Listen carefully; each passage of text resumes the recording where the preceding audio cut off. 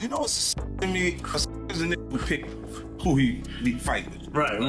Like you see when you I'm not going because this. I won't for him, but I think I can take him. Right. You want to fight the nigga you think you can. If he were just another rapper traveling to Houston on some tourist energy, J Prince attempted to hit 50 Cent with that old-fashioned check-in pressure. However, 50 clapped back forcefully, exposing the entire check-in process for what it truly was, rather than letting people wait in line. In essence, he challenged J Prince to give him a try.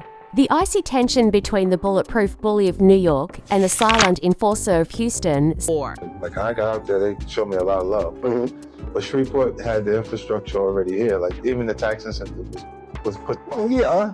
And so a lot of people have been talking about, man, he's here only because they gave him a cheap deal or something like that. The reality is there's more to that deal. Yes. Way more. They can't see it. Right there. I'm spending $20 million this year anyway in the same building that they're saying was the cheap building. Right. So find somebody else to spend. Suddenly erupted into a full-fledged conflict. 07, the problem is that this meat didn't appear overnight. For years, it had been bubbling. Beneath the surface, you have to go back in time to truly dissect it. Republic Records creator, J Prince, is no ordinary business magnate. He was the first shot caller to receive street certification. Like a shadow monarch, he governs Houston, always composed, always strategic. Down there, they don't simply respect J Prince, they are afraid of him. His name alone conveys heavyweight status, not because he's ostentatious or noisy. If you pull up without checking in as an artist in H-Town, you risk leaving without your chain or piece. The one guy who has never participated in those mob-style activities, 50 Cent, is now here. 50 has been at odds with every member of the Murder Inc. cast, including of Gotti and Yayo, from his early rise to fame. Being untouchable, unconcerned, and utterly unwilling to submit was the foundation of his entire empire. No kissing rings, no checking in, and no bribing guards to simply get around. He was automatically dangerous because of that mentality, indeed. The tension quickly increased as rumors began to circulate that 50 may be moving to Houston. It was no longer solely about music, it was about pride, territory, and strong forces that would not give up. J Prince's city was unlocked, however, 50 wasn't a stranger. He was giving that entire system the finger. Additionally, both parties were aware that this would not end amicably. You see, it's not simply disrespectful if 50 Cent arrived in H-Town without first checking in with J Prince. It's a move of power, and you know what? That's exactly what he did. It initially had a Cold War feel about it, silent shade, long-distance tension. Doing what he does best, trolling, talking slick, and remaining viral. 50 was in New York. Houston, meantime, was being managed by J. Came to the city of Houston, but he didn't just come here to live. He has been helping out on so many causes in this city. And especially, he has been in our high schools, turning our high school students into entrepreneurs with his Unity Camp program. I've seen him firsthand. This city has been elevated because of his presence. And so today, we have the honor of saying to him, he's our 2022 Grand Marshal. Give it up to Curtis 50 Jackson. Now, before I call on him to speak, let me present you first a key to the city of Houston. Anywhere you go, 550 buildings, use the key. J Prince as if the city owed him rent. Silent, but completely in charge. They occasionally took jabs at one another, but they never truly invaded one another's territory until 50 sent that tweet. The audience went crazy. As though he had grown up in the H. 50 was standing on the float to although I currently reside in Houston, I still like New York. Later, I will explain. Boom. It was more than just a move. It was a move in chess. For attention, 50 didn't move cities. He was a strategic man. His empire was being drained by New York taxes, and Houston provided an escape route. More room, less taxes, and a growing hip-hop culture. Ideal configuration. Additionally, H-Town's nightlife and bottle scene were ideal for the acquisition of his booze company, Branson Cognac, which needed a southern stronghold. He was planting a flag, not merely moving in. The problem is that he failed to check in, and that would be tantamount to declaring war for someone like Jay Prince. Rumors circulated that Jay Prince took offense at that, believing that 50 was attempting to enter his realm without any deference. There were rumors that Jay Prince sent people to exert pressure. According to some, he even demanded $50 to cover street-level security. I mean, really? But 50? No, don't flinch, man. The G-Unit rolls with their own security, he stated bluntly to his troops. Regardless of whose city it is, they are not spending any money simply to stroll around it. They don't move like that. Respect is not purchased. It is earned. What came next, then? Allegedly, Jay Prince attempted to impose a no-fly zone on him, thus informing 50 that he was not welcome in Houston. Let's be honest now. Threats of that something. Maybe we need to change the word for the youngsters. The checking in part, is they seem to get hung up on that word checking in. Yeah. So if we could diversify that word and bring it up to a 2021 thing. Right. What's the word, OG? What's the word? Yeah, look, maybe we may want to tell them they need to get connected. You're stuck on stupid, right? Yeah. You're stuck on stupid and you're not using your powers or access to powers that you have. You're looking at it as a negative versus a positive. We all know if you can tap into good people wherever you go. Wherever. Yeah. You know what I mean? It's a blessing. nature might work for up-and-coming artists, but 50 Cent, he isn't constructed that way, and he had no intention of submitting to anyone. However, 50-0, he made fun of Jay Prince as if it were a reality TV advertisement. Instagram was ablaze, swift, tiny barbs, dubious captions, and a flurry of memes. He transformed what might have been a confrontation on the street into pure internet humor. 50 made it obvious that he wasn't here to play mob boss games by clowning the entire check-in process. And he outright challenged Jay Prince to do anything just to put more pressure on it. But the tension was actually building behind all of that trolling. 50 had been preparing a major event.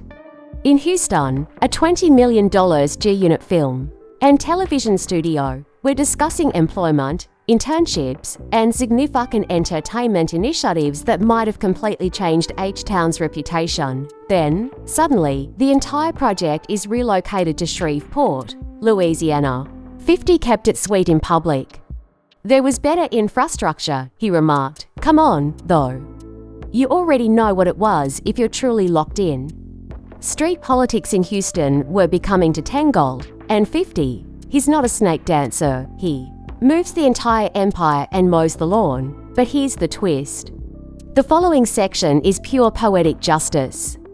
Although Jay Prince attempted to entice him to leave the city, Houston had other ideas. The city welcomed 50 like family, not just being okay with him a year after he landed. Sylvester Turner, the mayor of Houston, gave the city a key in 2022, not at the parade on Thanksgiving Day. Turner took the microphone, referred to him as an entrepreneur and philanthropist, and praised him for his G-Unit. Don't turn me down. What you said? Don't turn me down. What you on, folks? Don't turn you down. Yeah, man. What you on, folks? What you mean what I'm on? What you on, man? What the deal there? What up? What up? You want to buy your shit back? What? You ain't get you flunked out ass little nigga. I'm trying to see where you at. You dumb mother. What you got? $20 out of car? Nah, nigga. You know what we got? Nigga, stop at that cap. Man. Motherfucker. Capping, bro. They gonna believe anything in the nigga. So to start my car, I just took a picture in the same car today with my little boy. You on these like y'all. I got a call, you know what I mean, because the little homie young boy place got broke into. He went in his place, disrespected different things, and I got a call about it. And the little homies that went into this place want to make that right because they understand that, you know what I mean, young boy family is okay with me.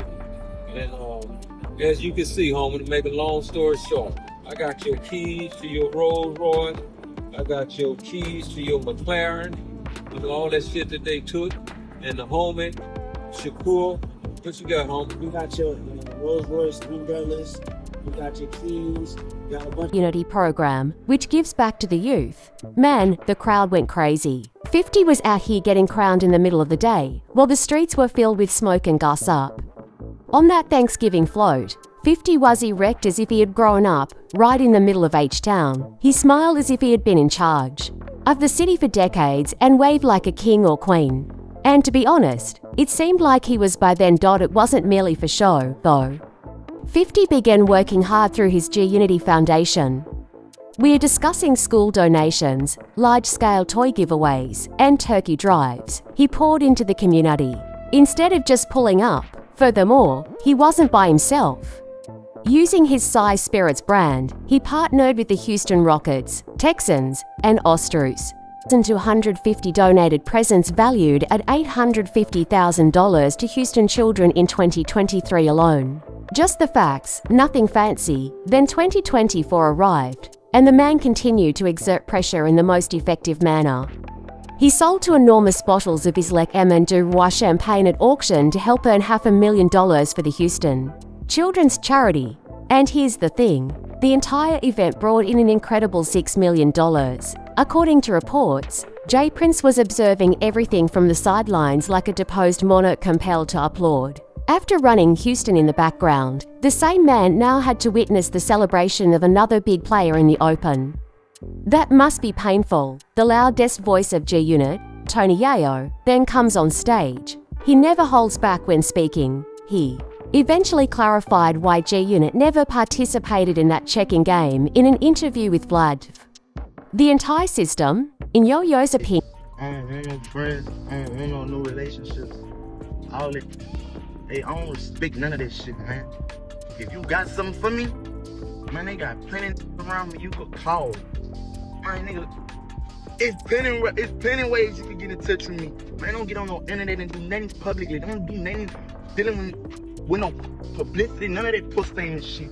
And I'm good on keys, gangster. When you buy shit cash. Opinion is just a fancy racket. You either line up, pay, or check in. That is the blueprint. Protecting Houston's traveling artists was the cornerstone of Jay Prince's reputation. However, Yayo exposed it for what it was, a costly facade that was hospitable to fakery. He said that control was more important than safety. Furthermore, G-Unit never turned over theirs. At first, it seems innocent. But then you discover that the so-called regulations are really merely glorified extortion disguised as street tradition. It's expected of artists arriving in Houston to meet up with Jay Prince and his entourage, show respect. And they mean to open that pocketbook when they say respect. It's allegedly for your personal protection. They will claim that it's to ensure that your chain will mysteriously return to you in the event that it disappears. But what if you don't show up? Things start to become rather complicated at that point. He didn't mince words. He used Pop Smoke's predicament as a stark warning. Artists are setting themselves up when they enter a city relying on unprofessional protection or street alliances. Yayo said it bluntly, there are always conditions associated with street security. Additionally, the people you pay to keep you safe disappear when difficulty arises. He even went so far as to warn that these phony gangster handshakes and mafia tie games not only encourage drama, but also draw federal agents. This is no longer the 1990s. When you start discussing artist setups and mafia-style extortion, you're entering RICO territory. Federal heat. Not a favor. When you're dealing with older people, they're the last to know that things have changed. We not your little niggas. Like, the way you talking, I don't get what you mean. We're not your little niggas. Like, for real, all that big homie stuff, that's for little niggas. Little niggas have big homies. We're not little niggas, so we don't even respect big homies. I know Killer doesn't, and for me, I never respected niggas in the streets. That's why I always got the... G-Unit never wanted a portion of that, Yayo claims.